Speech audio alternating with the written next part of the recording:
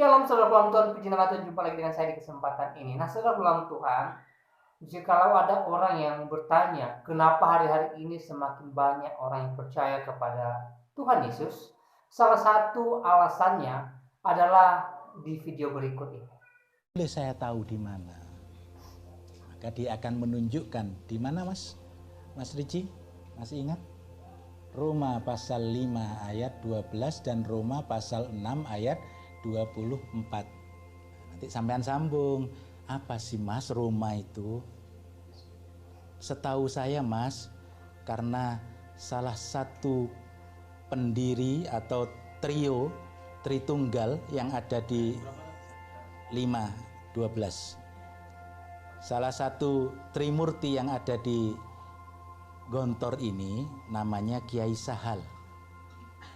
Beliau ini selain hobinya musik, beliau juga hobinya olahraga. Nah, karena kiai saya hobinya olahraga, sepak bola, saya pun penggemar sepak bola, Mas. Yang saya tahu itu AS Roma. Kesebelasan AS Roma di Italia. Nah, kalau saya sudah nonton sepak bola, mesti saya nyanding. Apa nyanding itu? Hah? Iya, ditemani biskuit Roma. Kadang Roma kelapa, Roma kepala, dan sebagainya itu.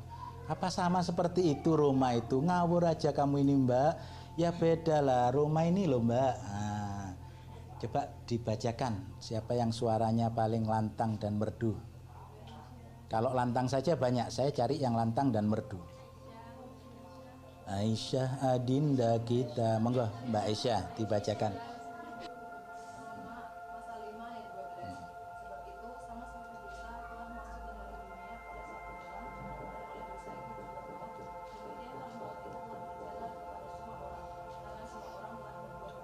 Ya, sekarang Roma pasal 6 ayat 24. Nah, ya, monggo.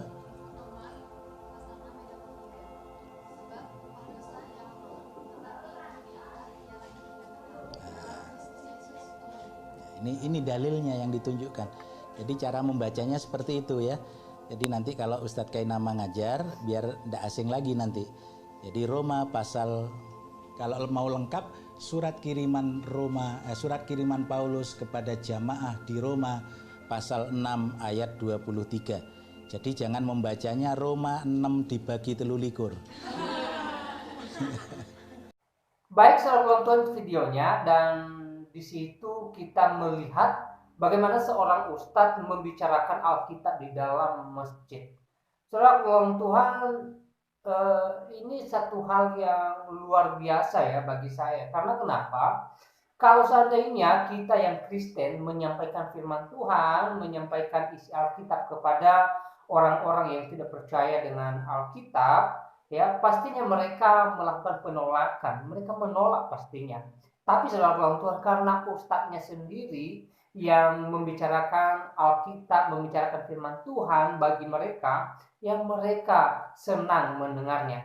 Memang kita tahu kalau tujuan daripada penyampaian firman Tuhan itu tidak mulia pastinya, ya, tetapi untuk membelokkan atau untuk menyelewengkan fakta-fakta kebenaran firman Tuhan.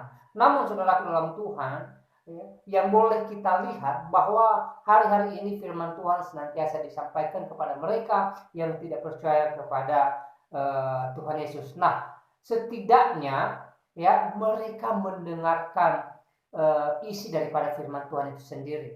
Ya, karena firman Tuhan berkata permulaan kepercayaan itu berasal dari pendengaran akan firman Tuhan.